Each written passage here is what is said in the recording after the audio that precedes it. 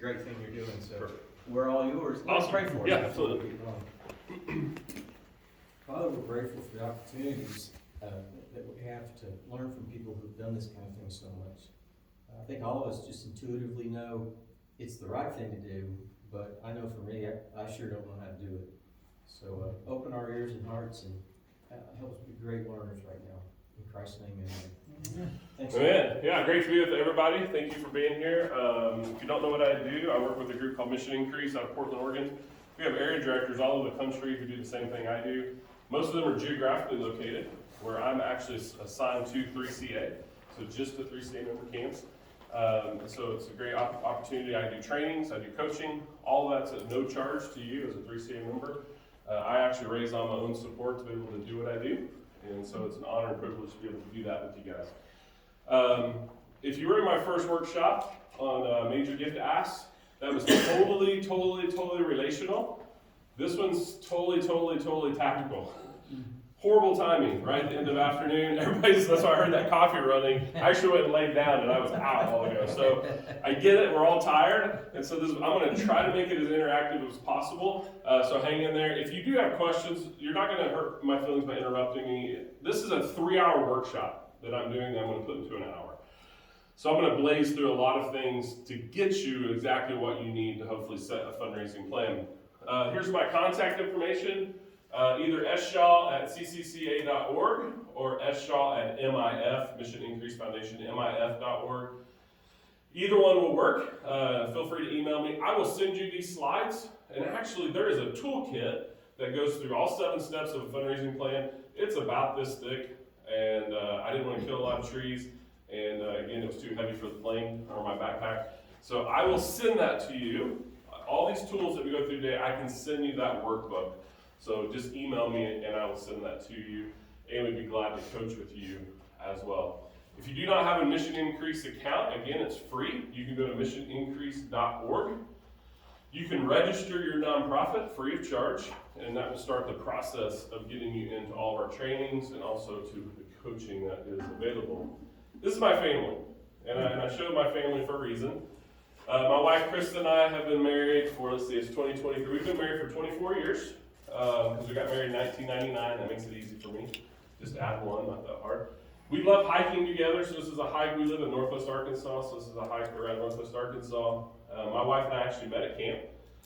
We served many summers at New Life Ranch in Northeast Oklahoma. I served about 27 years there on staff doing summer camp programming, director of all programs, and that last 9 years I was in fundraising and development at New Life Ranch.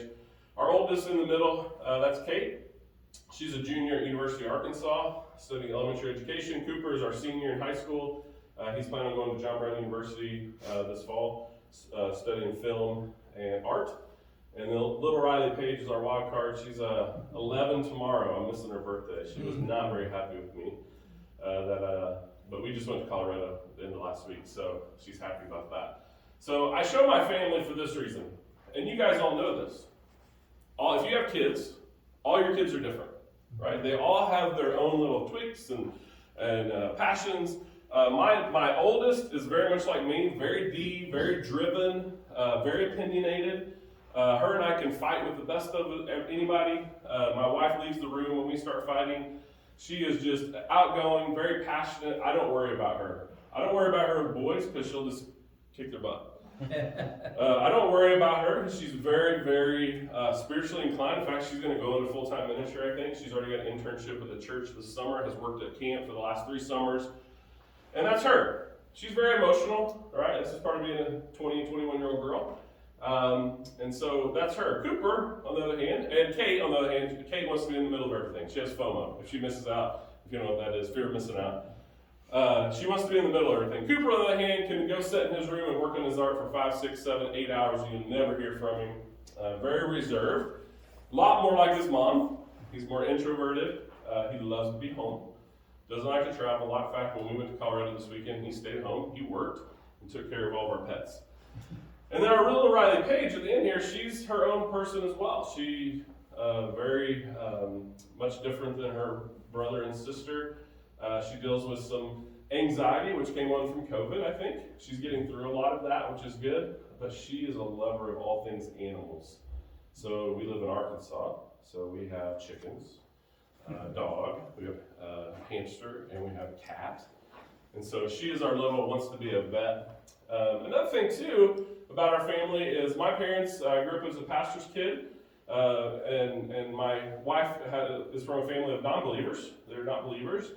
But we vacation with both sides of our family, and when we vacation with our family, my family is very detailed. When we leave the house, we know what we're going to do for the next week. It's down to the minute, down to the details. My in-laws on the other side do not plan anything on vacation. We can talk for 3 hours about what we're going to have for dinner and then just miss it, right? And I say all that to say we are all different. Therefore, all of our camp ministries in here is different. Well, so when we talk about a fundraising plan, right, we're going to look at it just a little bit differently. The great thing about the plan that I'm going to give you, it's flexible, right? It's just like I put in today, right, for a morning session. Do I say this? I'm a coffee snob. I cannot drink Folgers coffee. So I went and found a coffee shop downtown. There's a nice one in Hendersonville called Black Bear Coffee, and I typed coffee nearby. It brought me to that, and I did it. I hit one point in the road, right? There was a detour, and I kept going straight. So what did my little device do? It said rerouting, recalculating. The same is true with this fundraising plan, right? There is freedom in structure. Think about that. I'm going to talk about that in just a minute. So, just really quick, just a few questions here. How would you describe your approach to fundraising planning currently? How are you guys thinking about fundraising planning? How are you doing fundraising planning? Any thoughts? Anybody want to share? And it's okay to say we don't do anything. That's okay. It's pretty impersonal for us. It's done more through newsletter and emails and conversations, but not a real plan. That's the action, right? But you're not planning that. It's just kind of, hey, let's do something, let's pull it out. We don't have a calendar we're going by or anything like that. Okay. We promote it consistently, but we don't have a plan broader than that. Okay. Anybody else? We have a golf fundraising event that's gonna be our 30th one, so that's our main regular. So you do that every year. At least that's on the plan. Right. Right? But Okay. other than that, it's just, emails and. Okay. Anything else? How do you plan currently? Ours is more of a, how much money did we raise last year? Could we raise a little bit more this year? Let's set that number, let's just see what happens. I'm going to talk about you. So that's what we did. That's So that's what we did. We would set our budget. We went off our budget at New Life Ranch, right? So I would get my fundraising budget for my annual fund. Now, if we were in a capital campaign, that was a little bit different. Right. But I would get my annual fund. Our annual fund was our scholarship fund. When I came in, we were raising about $350,000 for a scholarship fund. Right now, they raised over $650,000 last year at New Life for the scholarship fund. So that was always in my budget. Then my director of operations would come in and go, hey Scott, I know you got this travel in here and this travel in here, you need to cut 10%, 15% of your budget. And I would always say this, I'll just raise more. Because I'm not willing to cut the travel and the relationships. We'll just raise more money because we always raise more than we needed, most of the time. Right? So we kind of had a budget, right? And so what is keeping you from really sitting down and creating a full-fledged budget? What do you think it is? What's keeping you from a fundraising plan, a set-out plan, other than just your budget? We don't really know what we're doing. Yeah, you don't know? Okay, good. Anything else?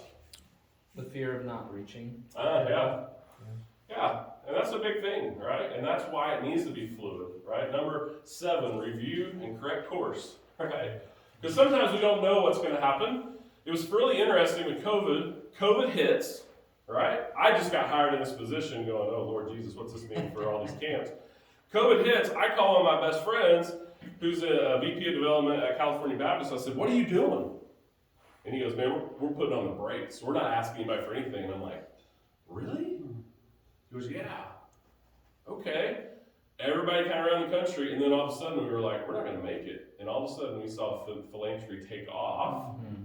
2020, 2021 are probably going to go down as the biggest years. I don't think 2022 numbers are quite out yet. I think 2021 are going to become the biggest numbers in philanthropy history because of what happened. So many of us put on the brakes, and those that were really killing it put on the gas, and were sustainable, right? So we're going to talk exactly, just do a 7-step process of today to help you with this. We read a book, and I love this book. especially if you are a second chairperson. So as a development director at New Life, I was what I consider a second chair. I wasn't the executive director, right? There's another book out there called Leading from the Second Chair, which I absolutely love. Clay Scroggins, which works with Andy Stanley at North Church in Atlanta, he said this: leaders who bring a trust-fueled, hope-fueled, forward-thinking attitude every day can change any team dynamic. So if you are an administrative assistant, a development director, somebody sitting in here that's not a first chair person, what I want to say is a plan like this could be a great asset to you to take to your team to say, hey, what if we did something like this? And we were to put together a plan that worked, and that's good. That it's trust-fueled, it's hope-filled, it's forward-thinking, right? So what would that look like for you? Very important. Also, I want to say this: your budget plus 5% from last year is not your fundraising plan, right? And I know we love to look at that. So for us, even budgeting for us at New Life was our director would send us all of our last year's numbers, and he would say this: I want you to budget 85% of your numbers with actuals. Now we usually were over, so 85% of your actuals from last year. That is so horrible. And I love him to death. He's since retired. But it tied our hands. So this is minimal. So what you're looking for is minimal, right?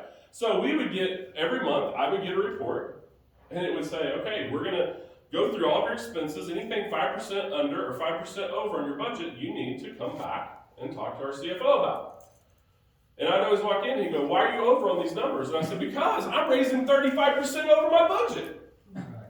I'm out on the road. Yes, I had more hotel visits. I get it. I had more dinners. I had more airplane flights.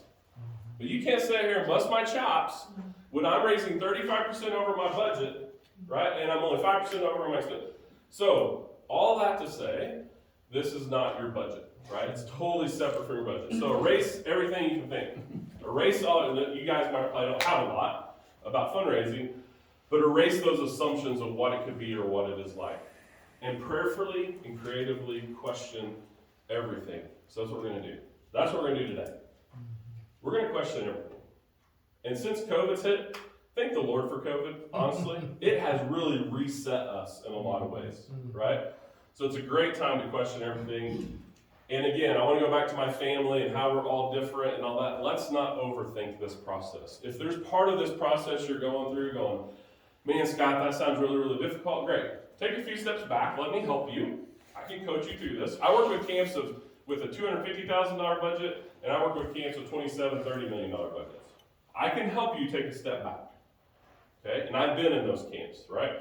New Life Ranch, when I started, was about a $550,000, $600,000 budget. When I left, it was an $8 million budget with 2 different sites, right? So I've seen that process. I can help you not overthink it. How many of you like Bear Grylls? Might watch his show? I love his show. So one of the things I love about him is he just gets dropped off in these crazy places. One of those is in this, he got dropped off somewhere in the middle of Russia or Siberia or somewhere. And he had no way, right? His thing is he has nothing, right? He has no compass, he has a few supplies with him. And the one thing he talked about in this particular show is as he was traveling, he did 2 things. He looked up to the stars, and he always looked back to make sure he wasn't going in circles. So our way forward, right? We got to look up. Lord, help us. Lord, give us wisdom. Lord, give us discernment. Lord, give us direction. And we also got to look behind. Okay, where have we come from, right? What is going on? And also, we got to understand, because there's a lot of us in here going, man, Scott, there's just a lot of structure underneath the plan, right? If we have a plan, there's not a lot of freedom for the Holy Spirit to work, and da-da-da-da. No. Within structure, there is freedom. And we're going to show you that today, okay? So, number 1, I'm going to start going through these steps. And again, I will send you this toolkit. When is the last time you have reviewed your mission and your vision? Think about it. You might want to answer that. When's the last time you have had a review on your mission and vision? 2 years. 2 years, okay. Anybody else? In the past year. Past year, great. Anybody else? Past week. Past week? Awesome. Okay. Here's what I always love, and I always want to start, and a lot of the things we do at Mission Increase, we always start here. I love picking on board chairs a lot. Like if I'm in the room with a board or your board, I'll probably pick on your board chair the most, and I'll walk in and I'll say, tell me what the mission of your camp is. And they go, well, they get, their eyes are about this big. It's something like this, and something like we love kids, and something like we love Jesus, and we love the outdoors, and da-da-da, right? So when our one of our third director at New Life came, our mission statement was a paragraph, right? And you went to everybody on our staff and said, what is your mission? And nobody could tell you. They would do just what it's something about, preaching the gospel and, helping leaders become followers of Jesus and discipleship and blah, blah, blah. So he changed it with the board, and New Life Ranch exists to present the gospel of Jesus Christ and equip leaders for ministry. That's it. In fact, my son just finished the leadership development program at New Life Ranch this summer, and this is not a New Life Ranch commercial, it's just my experience, so excuse me. But he just finished that this summer. You could call my son right now and ask him what the mission of New Life Ranch is, and he would say those two things, right? To present the gospel of Jesus Christ, equip leaders for ministry. Every one of our staff knows it, everyone on the board knows it. All of our leadership development kids know it. We preach it over and over and over. Why is that important when you're thinking about a fundraising plan? We have to go back to who we are, right? Yep. Now, there's people that are going to fight with me on the difference between a mission and a vision, so I'm not even going to go there today. However you want to do it, you do it. You do you. I don't know if you guys were on the call that we had. We were going through a fundraising plan. I had a guy stay on after the call. And I do an after party on all my calls for people live Q&A. And for about 15 minutes, he challenged me on this difference of mission and vision. I'm not going there today. If you want to talk about it, let's talk about it. It doesn't matter. But are you reviewing it? Right? And do you have a vision? And do you have a vision that's aspirational? Do you have a vision that your staff, your campers, your guests, and your champions, we call them champions, not donors at Mission Increase, all of those people are looking at that going, if we get there, that's going to be awesome, right? So do you have something that's far-reaching, that only God can do? Not that something that man can do, right? I know for us, we changed our vision, so you'll know where I stand on vision mission because of this. We changed our vision many, many years ago, and we said New Life Ranch will become a family of camps that's launching Christ-like leaders in the world. The problem was we were not a family of camps. We had one camp. But we were looking forward, going, we're waitlisting 12,000 camper days a year. We're losing a generation of campers. We got to do something. We got to become a family of camps. Dry Gulch in northeast Oklahoma comes up for sale. Took us 2 years, but we bought it. We became a family of camps. Now they have three facilities, right? This is just a great time to review your current mission statement. What's the greater cause of which you're connected to? By the way, your camp is not your cause. Your cause is the kingdom of heaven. Your cause is God and his kingdom, right? This is another thing that goes back to our case for support. What is the specific problem you're solving? And I said this in the first workshop. I'm not going to reiterate it a lot. But the idea is, how are you changing your corner of the world? You're just not a camp. If you say you're a camp, people are going to show up with their RV and their tent. That's not who we are. So explain who you are, right? Do we need to make any adjustments, such as nobody knows our mission? When we ask our board, in fact, I would challenge you with this. Your next board meeting, don't put any papers in front of them. Tell them not to open any books, and ask board members, somebody tell me what the mission of our camp is, and see how many of them can answer. Or write it down. Write down the mission of our camp. If they can't, that probably shows you either have some training to do, or you have some adjustments you need to make, right? Now, another thing about mission and vision, is there anything new that we need to add, right? So we're just reviewing our mission, how we're moving forward. Is there anything what I always usually say, is there anything we need to stop doing? Is there anything we need to continue doing? And is there anything we need to start doing, right? And this is all part of this planning, right? Because if we add something new as a program, potentially, it's going to take some funding to get that off the ground. It might be facilities, it might be a program staff person, but any way that we look at it, anything that we're adding, we need to make sure it gets into the plan, okay? I'm going to show this, but we have this ministry we work with. It's a faith ministry, actually, with Mission Increase called Back to School Ministries. This is just it's not going to matter there. But This may be, when you go through your annual fundraising plan, this might be a copy-paste. We've done the review of our mission and vision. It's great. Good. Copy-paste. Let's move forward, right? Or you might say there is some things we need to do here. One thing I love to stress before we go into step 2, because we're going to start looking at assessment. And it's hard, especially if you don't do fundraising really well. We had just had a conversation before that you guys have struggled with it. Many camps, nonprofits struggle with fundraising. I'm on a board of a ministry in Thailand. We struggle with fundraising. And I'm on the board, and the vice president of development at California Baptist is on the board. And we still struggle with fundraising, right? But what I do want to say, before we get to the next step and look at assessment, I want to remind you of what's in your hand. So we know 2 stories. Number 1, Moses stood before the burning bush, and I don't know about you guys, that would freak me out just a little bit, right?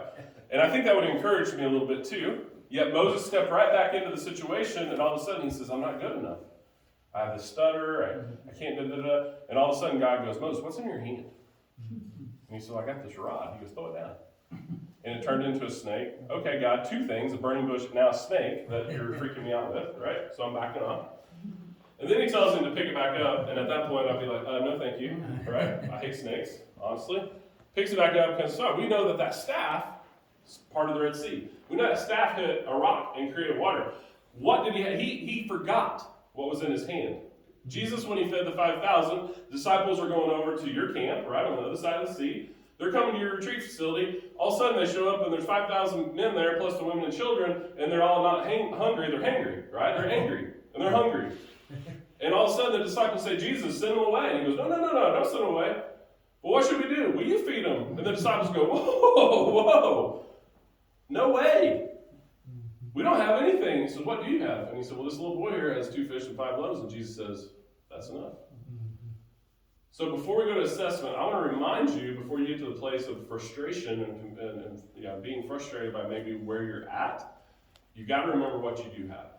You have a board, hopefully. They're champions for you. You do have people coming. You have people who have been saved at your camp. Leadership development has been preached. You have a staff, and you do have some donors. Don't forget what's in your hand, right? Don't get to the place of a bad place. Well, good Lord, if we were just Bon Clarkin, then we'd be all set. This is great, right? All the stories that I share a lot, we did not start there. We did not start with $1 million gifts, right? So don't get frustrated. Okay, so let's look at assessment. That's number 2. Now, when you think about, if you have any business majors, my undergrad's in business, my graduate degree's in ministry. When we think about a business that is very, very healthy, we're usually thinking diverse income streams that are coming into that business from different places, different things, whatever it might be, investments, cash flow, all of those things. The same is true with fundraising. We all think, if you want to look at this top line up there, if we all have our fairy tale, Cinderella pops in, the prince jumps in here in our camp and gives us $15 million, we've hit the jackpot and we've made it. We all think that's what we want, but in reality, that's not what we want, okay? So, if we're very high with if I look at your assessment and you say, man, we are killing it, fantastic on major givers. We have 5 major givers, each give $1 million a year, we're crushing it. That's great, right? Well, not if everything else is non-existent. Right. What if 2 of those people die and then their family decide not to give to you? I've seen this happen. I work with an individual donor who's helped my rollout. He works with a lot of camps, and all of a sudden, we hear this from him. I'm no longer supporting any camps. He's given millions to camps. Those camps that work with this individual donor are now struggling to figure it out. They have nothing to go back on because they've just relied on him. Let me tell you something about major givers. They do not want you just to rely on them. They're going to be always asking that question. When I became the development director of New Life Ranch, we had a donor who sat on our board who had always given us lead gifts to every capital campaign we did. Now, get this, I'm a new development director. He sits down with me and he goes, Scott, I just want to let you know something. I will not be the lead gift on any more of the things we're doing. I don't want to be the one you guys are relying on all the time. Just out of curiosity, Yeah. the why? He said no longer did, what was his? Because he also supported other camps, another camp that we had worked with as well. and he was the only major donor. So he was an ATM machine to them. And I said that to him. I said, listen, I thank you for telling me that. It kind of freaks me out a little bit because I really don't know what I'm doing. I'm brand new. But we're going to do the work. So when we purchased Dry Gulch, I would love to share that story with you if you're interested later. $10 million purchase, 4 families who gave to that. Their family did not give the largest gift. So I had lunch with him on purpose. Hey, FYI, just want to let you know, you guys have not given the largest gift to our organization. Just want to let you know. We're friends. We work, in fact, he still supports my role. He's great, he's awesome. But, and what he said to me was, that's awesome. Thank you. Right? So what we want to look at when we do our assessment, how are we doing with major givers? Now for your organization, that might be $1,000 or more. That might be $5,000, might be $10,000, might be $20,000. Whatever a major gift is your organization, how are you doing with that? How are you doing with grants and foundations? How are you doing with church giving? How are you doing with estate and plain gifts? Gifts in kind. Do you have a relationship with vendors? Like we had a relationship with a window company that provided all of our windows for no charge for any new building that we built or any remodel we did. We had one company that gave all of the sheetrock for any new building. We had one company that gave us at cost all the plumbing fixtures for every building that we did. Those are relationships too that you got to be building. Those are huge. Right? So gifts in kind. How about monthly giving? How are you doing monthly giving? If you're not doing good with monthly giving, tomorrow morning, 9 a.m., I'm teaching a class on that. Go through a similar process, teaching you how to do that. How are we doing with our communications? Are we getting the word out? Or are our champions just an ATM machine for us? We're just going to them when we have needs, right? How about events? Are we doing our golf events and our races and our big gala events? Q2, April, I'm teaching on how to do a great, effective fundraising event. Okay? And then for us, for camps, which is really great, that most nonprofits, or a lot of nonprofits don't have, is you guys have campers and retreat guests who are coming and they're paying. We have earned revenue. So that's part of the business plan and the fundraising plan too. Let's bump up 3%, 5%, where it might be, right? Inflation's hitting everybody, I know. Speaker talked about it last night. But what do we need to do in the earned income? So we assess all that. Right? Non-existent needs work, adequate, fantastic. And then we're getting into the nitty-gritty. Let's look at major gifts. Major gift work is face-to-face. It's me sitting down with a major donor, telling them the projects we have, so how are we doing with face-to-face visits? How are we doing with tracking that? Do we have a CRM, a customer relations management tool, a donor software, right? How are we tracking that? How are we doing on our care? How are we doing on acquisitions such as events? How are we doing on our leadership right here? The great thing about this assessment is what I would challenge you to do is take this assessment yourself. If you're not an executive director in here, have him take or she take the assessment. Have your board take it. Now that'd be fun, right? Because they're going to go, I don't know, how are we doing with this? Have some of your staff take it. Maybe some of your champions that you really trust. Hey, will you help us? Will you take this assessment on how you think we're doing? Because the cool thing is we're going to take this in just a second and we're going to take it to step 3. So this is back to school ministries, as we can see here. Really good with churches, really good with gift card, and they have a great monthly giving program. Needs work, major gifts, estate plan gifts, and we're going to see here in a minute they do nothing with estate and plan gifts, right? And then they go down this work right here, and the things they're doing, monthly giving program, we can see they do micro events, which micro events are like smaller events in people's homes, right? Or maybe a couple group out your camp. Their leadership stuff's really good, and then you go down here, things they need to work on, okay? The assessment is really important to just show us, because you might get this back from your board and you go, the board doesn't know us at all, right? Because you're going to take it to step 3, go past that. I'm going to come back to that in a second. We're going to take it now, step 3 is the data. So you're actually going to get to see how you're really doing. So go out and run from 2 years ago, last year, and then year to date. How are we doing with major givers? And you might go, man, we're doing a lot better than we thought we did. Thought we were by our assessment. Or you might say, man, I thought we were doing really well, and we're actually not. Like that's one of the areas we really need to work on. So you're going to take all this data, right? You can pull this from whether you're QuickBooks or whatever. You may not do those categories, that's okay, but do some categories so you can see where you're at. And you're gonna take that data and you're gonna take it to your assessment, and here's what I want you to start thinking of. What do we need to stop doing? What do we need to continue doing? And what do we need to start doing? Because here in a minute, when we start setting step number 4 over here, we set those goals, that's gonna be really important to us, okay? Let me go back to a few things here. Let me say this. Your budget size does not equal your impact. Trust me.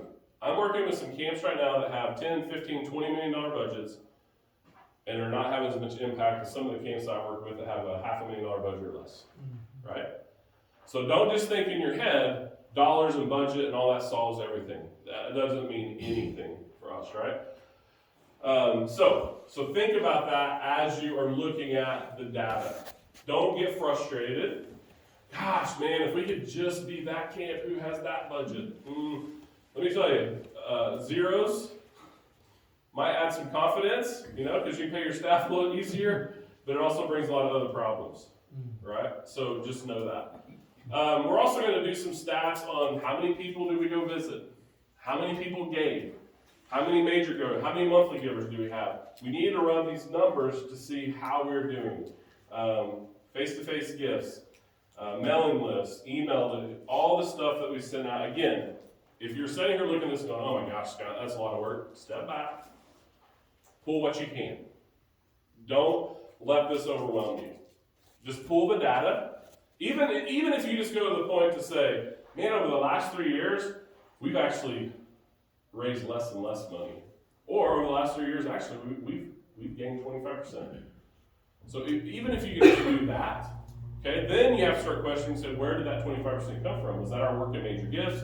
Was that our work in monthly giving? Was that our work with churches? Did we add some events? Just try to figure out where that came from so that we can help in the setting of the goals, right? Now, really quick, on back to school, right? So they did their assessment, right? They needed some work on their major gift work, okay? We can see there it's pretty stagnant. Their foundation work needs some help, right? 10 to 5 to 0. Their churches actually gone up. So what does that tell me right there? Continue doing whatever you're doing, right? Because you're killing it with that. We don't want to stop doing that. Estate planning gifts, 0. So we have some work to do there. Gifts in kind, okay, we see there. And then also they have it broken down in their relationships, monthly givers, communications, their events. We said their event went down some, right? So that we have to look at that and ask ourselves why. And this is Back to School Ministries is totally they have no earned in revenue. Okay, I'm not going to go through that. All right.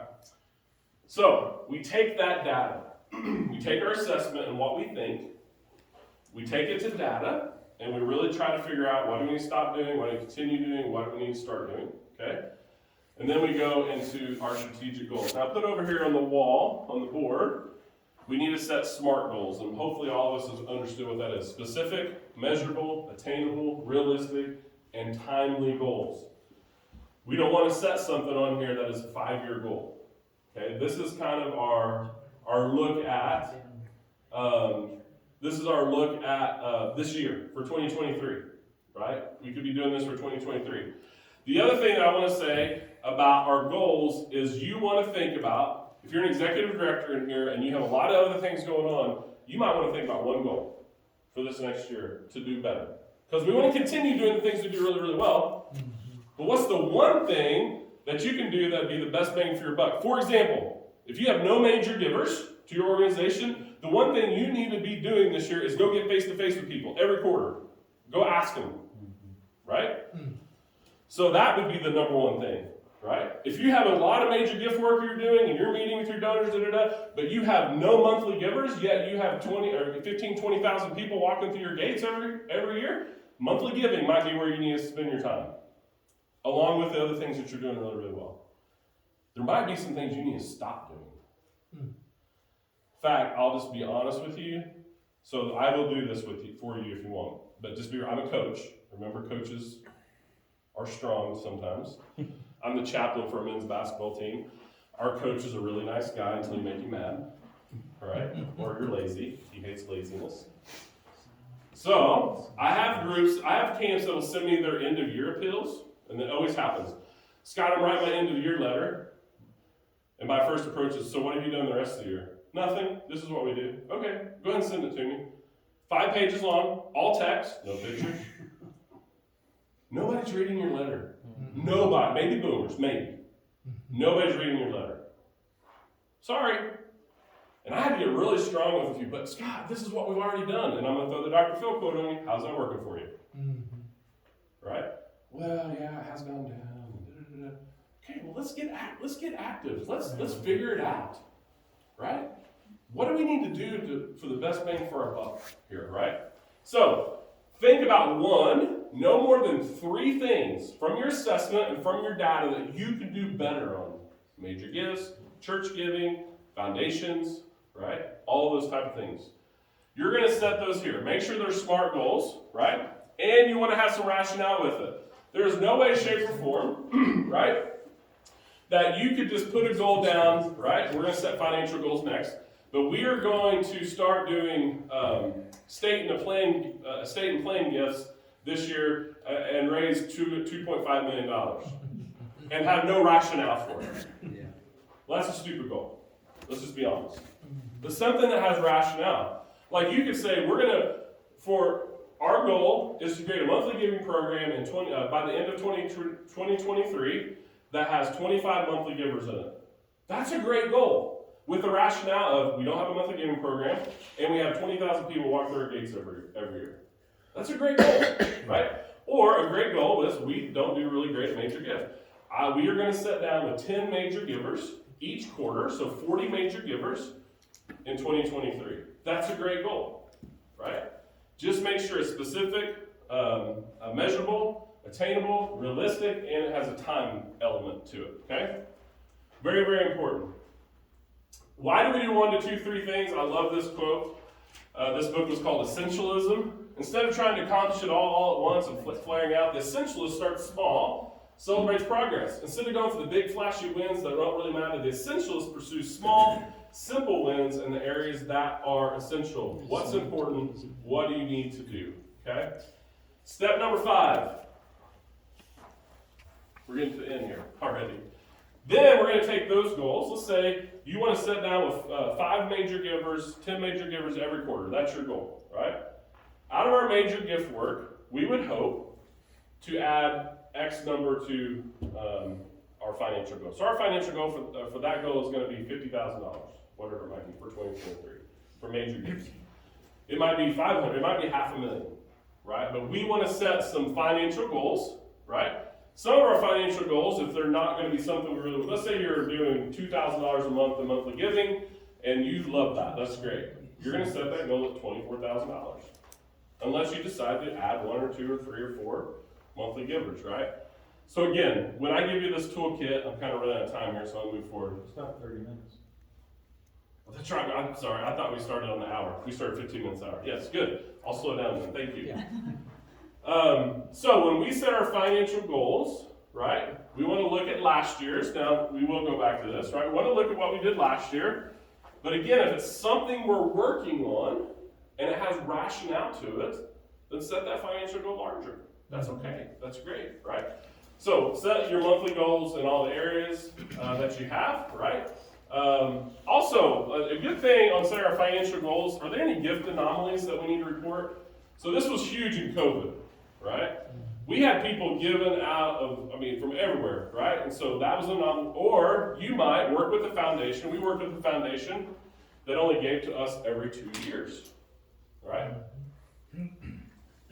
Well, they gave $300,000 last year. This year they're not, right? Because we can't go back to them this year. We can only go every 2 years, right? So are there any historical anomalies that happen? Historical, that would be a historical, right? The foundation every 2 years. Maybe a historical trend might be, hey, we have a church that's been given $5,000 a year. They've been going through some struggles this year. They're only going to give $2,000, right? So we also have to be looking as we set financial goals towards our plan, how we're going to do that.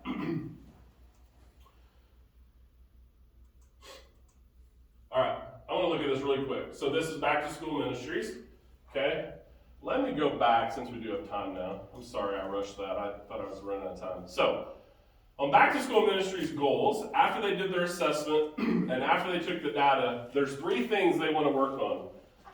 They want to work on their granting process. Now look at their goal. Apply for $1,000 a month and attain at least $20,000 in grant funding by the end of the year. The rationale for that is their current strategy is just random and unorganized, right? So they think with a more focused approach, we believe we'll be more qualified to apply and receive grants. That's great. And we're going to see their tactics for this in just a minute. They also want to do more on their major gift development. So we have about 30 major givers who give the same each year. We want to broaden this group. PEO is a development strategy we use, participant engaged and ownership. So they're going to use PEO to grow their champions into major givers, right? Equipping their major givers to also share. So when people ask me all the time, Scott, how do we grow our donor database? The biggest way you can do that is the donors and champions you already have. So that's what they say they're going to do. They're going to take these 30 major givers and they're going to go sit down with them and say, hey, who do you know that we're not talking to yet? And they're going to have that strategy to help build that major donor list, right? The goal for that is to grow the major giver population by 10 to 20 new major givers by the end of the year. And then their last one is growing our volunteers in the area of giving. How many of you guys have volunteers? Raise your hand. That's a great opportunity for you. We said this in the last class. We would always sit down with those folks during their time there. Number one, thank them for the gift that they're giving us. It is a gift. Thank you for what you've been doing. Such a gift to us. Number two, here's some things going on around camp that you might be interested in being part of. Number three, if you haven't done any estate planning, or if that's something that has not hit your list yet, hey, we'd love to help you with that. Now, don't tell them that and not have any help. Like for us, we had a group that we worked with in Tulsa that was kind of our back office. We paid them, I think it was $4,500 a year, and they were our back office for Plain Giving. Tulsa Community Foundation actually supplemented that for us as a we had an endowment with the Tulsa Community Foundation. So we had them for a bit, and then there was a lawyer who was a parent, camper parent, who did estate planning, and he just said, hey, we'll do that for free for any New Life Ranch donor you have. A lot of denominations, I know the Covenant Church, they kick butt at this. I was at a Covenant camp for just a bit, and in my desk I had a folder full of estate gifts ready to go, and I found out why. We did a board meeting in one of their Covenant, you don't call them nursing homes, rest homes, assisted living homes. I walk in for the board meeting and I look right here, Covenant Plain Giving office. Every person in that facility met with them to create a plan. So if you have a denomination or denominational camp, this is one of the benefits, right? If they have a Plain Giving office that you can send your people to, right? If you don't, find that lawyer, find that group that can help you, okay? I know there's one in Colorado Springs called Philanthropore. It's just really expensive. It's like $30,000 a year to do that, but they do promise some metrics or some outcomes on that. So, anyway, volunteers are a great way. So they want to do that with their volunteers. We see their goals there, right? And then we get over here on their, right, setting here, right? So they were raising $200,000. Their new target, because they're going to focus on that, is $225,000 for this year, right? Their grants, we can see here, $5,000 to $20,000. That's a big jump. But again, they're putting focus in on it, right? We also see their church giving, 0% change. They don't have anything different. They're going to continue to do church giving really well. Estate and plain gifts, we just don't have time for that right now. We don't have the people, resources. We don't have that lawyer, right? Gifts in kind, we can see that's gone up a little bit. But again, we're looking at rationale here, right? One I wanted to see, yes. So we'll see this in just a minute. On the grants, they're actually committing a staff person on the grants. How many of you guys are doing grants with foundations? Nobody. Okay? Great ways to do research on grants, okay? Candid, used to be called GuideStar, right? Thank you. They've changed to Candid. That's a great way. Also, your local library, and it's so funny to go to libraries, although my wife and kid, my youngest still go to the library like every week. They have a foundation directory in the library. Do what? Not all of them. More of your major cities will. They actually have directories that you can get online. They've paid those subscriptions to help nonprofits. So check your local library as well. Go in and do searches. There are one, we used one at New Life called Instrumental, although it's spelled weird. You know, Instrumental has T-A-L at the end, take the A out, like instrumental without the A at the end. So Instrumental. That makes it expensive. It is. I think we paid $3,500, $4,000 a year for it, but it paid for itself in the first grant we wrote. So the great thing about Instrumental, other things like that, you can actually put in your capital campaign, your annual fund, and it's spitting out foundations. Apply for this one. This is how you apply it. It's actually helping you. We're like Candid, Foundation Directory Online, those other places like that. They're not going to tell you anything. Because a lot of our foundations, it's invite only, right? And so be looking at that. Although, let me say this about foundations. Excluding your family foundations, okay, just your regular foundations, usually about 20 to 25%. So if I'm thinking of a capital campaign, everybody goes, oh man, I just need to apply for some grants. Really, you're looking at 20 to 25% is probably what they're going to end up doing. I'm trying to think of the foundations we worked with, if any of them gave in Tennessee. I'll think about it a little bit more as we go along here. But you can see they took their assessment to their data, to their goals, and now their goals have hit their financial goals, okay? And we see some changes here, monthly giving, communications, and their events. They hope to do better on their events. Because Mission Increase, actually, you'll hear this in quarter two, we actually have a book that I'll mail to you if you want, all about fundraising events and how to do an effective fundraising event. If you want that, email me and I'll send it to you. Yeah, and then again, they were looking at anomalies. One of their major givers gave a significant 2020 to help with COVID, right? Not going to give that in 2021, but we'll be back on after that. 10 churches they partner with, 10,000. There's no change there, just some historical data, okay? Again, this is that GPS, right? All this is adaptable. So just remember that. Now, these SMART goals that we set, we call them rocks. So we set our 2 to 3 rocks for the year, okay? These are, as a development team at New Life, when I say development team, it was me and a couple of part-time people. It wasn't like a huge office, right? So we have our rocks, our goals. Then underneath our goals, for example, let's say you guys, one of the goals is to start up and run a monthly giving program that adds 10 to 15 monthly givers a month. There has to be things throughout the year, tactically, that you're doing, right? You're gonna find out, if you come to my workshop tomorrow, you'll find more about that, right? So, here's how we set those tactics. We put our goal number 1, right? Who is accountable for that goal, right? And if you're an executive director sitting here, well, it's just me. Great, you're accountable, right? Now, you might have some people on your staff, like I'm working with one camp right now. I'm working with them on a monthly giving program, and their administrative assistant's doing it. Because it's not a face-to-face type thing. Monthly giving is a one-to-many. It's all communications. Email blast, social media, those kind of things. So, she's great at it. She's a go-getter, she's very organized, love her, she was my pastor's wife for a while. She's great, right? So if you had that, she might be accountable for that. Also, is there anybody else who's participating in this? Is there a board chair that's helping you with the major gift work? I have a board that I'm working with at camp in Arkansas. I'm helping them with the monthly giving program, and I get on the call, and I keep waiting for the director, and finally one of the board members goes, hey Scott, we're going to get started. And I said, oh, is Chad not coming? Oh no, the board, we're doing this. How many of you guys would love that? Right? I mean, I almost started crying. Like, I was like, are you kidding me? Like, no, we feel as a board, this is one way we can really help Chad is to get this monthly giving program off. And we love your coaching, and we want, and they've been great. I can't say they've been awesome, but it's been good. It's been great. So we set that participants. When's it going to start? Again, timely. When's it going to end? Right? And also, we're looking at some progress and any adjustments. So underneath our goal, we're going to start listing some tactics. Number 1.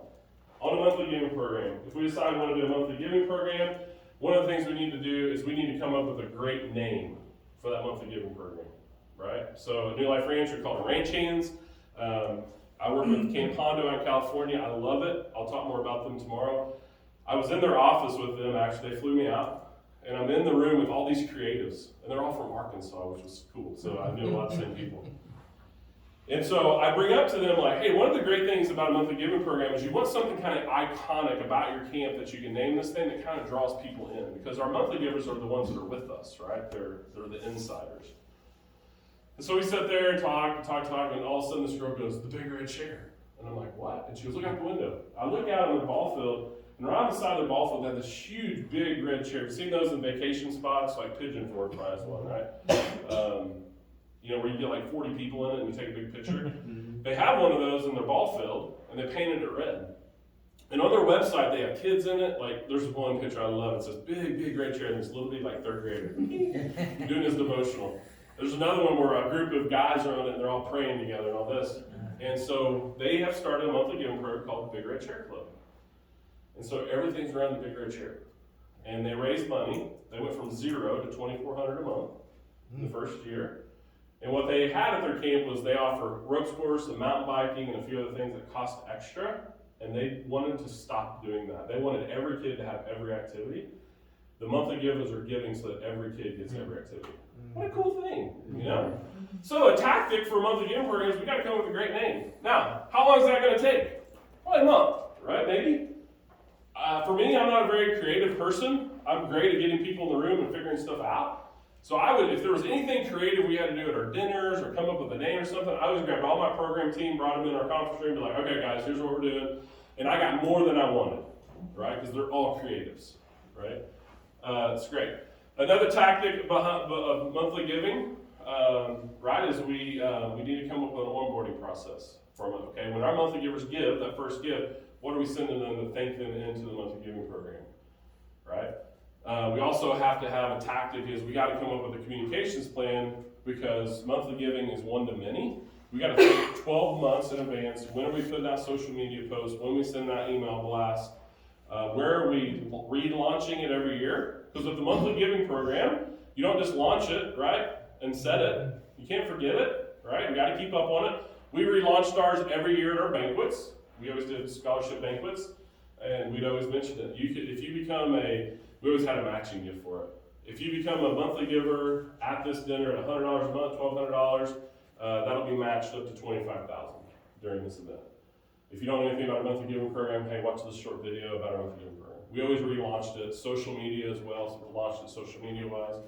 So again, every quarter, you're gonna have tactics that deal with that goal. So when I came in with my team, we had our rock. This is our quarterly goal, or our yearly goal. Here's our rock. Here's our tactics for that quarter. And so my part-time folks would come in, so grant writing was something that we worked on. Hired a part-time grant writer, and she would come in with her tactics, and she'd go, this one's a red, these two are a yellow, and this one's a green. Great, this one's killing it, it's a green. So these two yellows, we're doing okay, but this one's a red. And the reds, we always had to go down, then we're gonna talk about reviewing it. This is how we reviewed it, the tactics. Okay, we need to change course on that. If it's a red, it's just not going, let's change tactics, right? Honestly, we corrected course and went with instrumental, because we were struggling finding new foundations, actually. So, with every one of our goals, we're gonna have some quarterly tactics. Now, some of your quarterly tactics will fall into the next quarter, and that's okay, because some of these are gonna have an end date at the end of the year. Some of them might even go into the next year, and that's okay? That's a lot, right? So just tactics with every part of that. I'm not gonna go through that because I want to get to questions. Step 7, just make sure you establish an ongoing review process.